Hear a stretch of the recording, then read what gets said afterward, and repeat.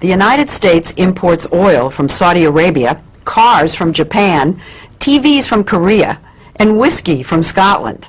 So what do we import from India? We import people, really smart people. And as you're about to see, the smartest, most successful, most influential Indians who've migrated to the U.S. seem to share a common credential.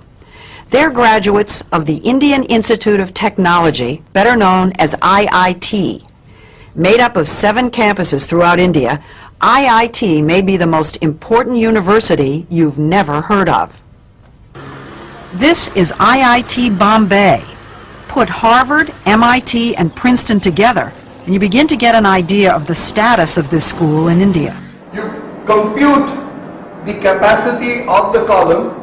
IIT is dedicated to producing world-class chemical, electrical, and computer engineers. And then you plug this back in and you... With a curriculum that may be the most rigorous in the world. Getting here is the fervent dream of nearly every schoolboy. With a population of over 1 billion people in India, competition to get into the IITs is ferocious. Last year, 178,000 high school seniors took the entrance exam called the JEE.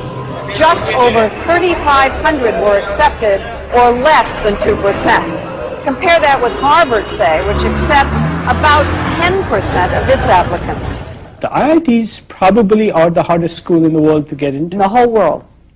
To the best of my knowledge. Veena, significant would you say the impact of IIT graduates has been on the American technology revolution? It's far greater than most people realize.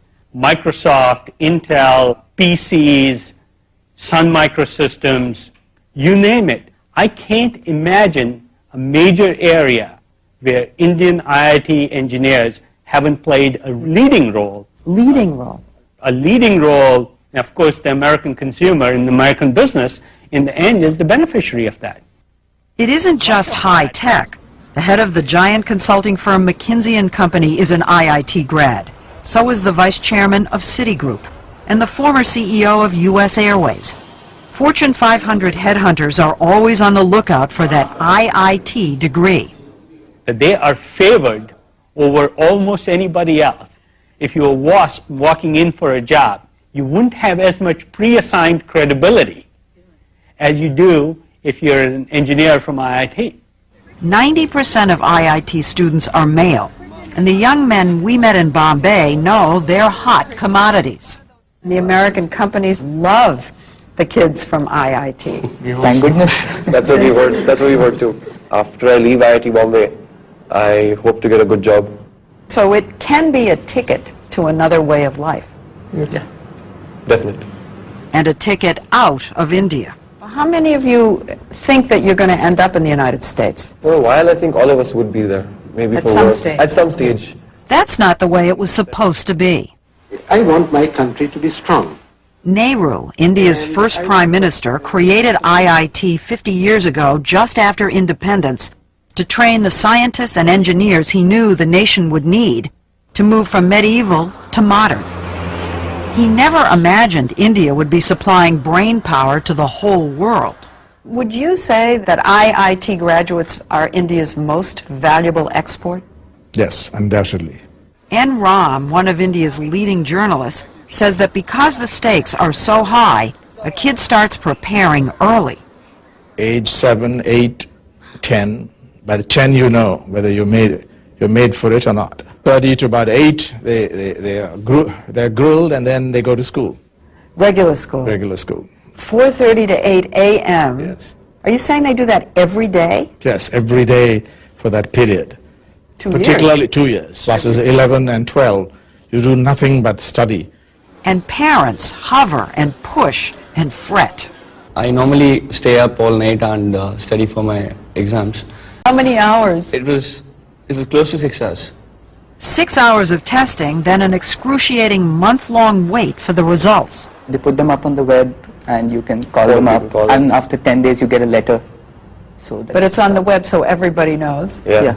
You never get your marks. You just get your All India rank. You just get your rank. Rank, so you first, second, third in the country. Right. Yeah. So it goes from So 1 everybody to 3,000 roughly. So if you were 2,999. Everybody knows. Everybody knows, and you're considered really lucky. The top rankers get their photographs in the paper and all. So The high ranks. the high Yeah, ranks. he's one of Of them. course. You were one of them? Yeah, somewhat, yeah. What number? I was 196. Did you get your picture in the paper? Oh, yeah. The ranking isn't just an ego trip. The top kids get to choose which campus they want and which major. It's a big deal in India. It is.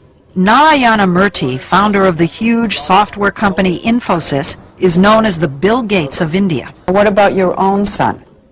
Well, my son, probably wanted to do computer science at IIT. To do computer science at IIT, you have to be in top 200. And he couldn't do that, so he went to Cornell instead. Think about that for a minute. A kid from India using an Ivy League university as a safety school. That's how smart these guys are. I do know cases where students who couldn't get into computer science at IITs, they have gotten scholarship at MIT, at Princeton, at Caltech. Yes, sure.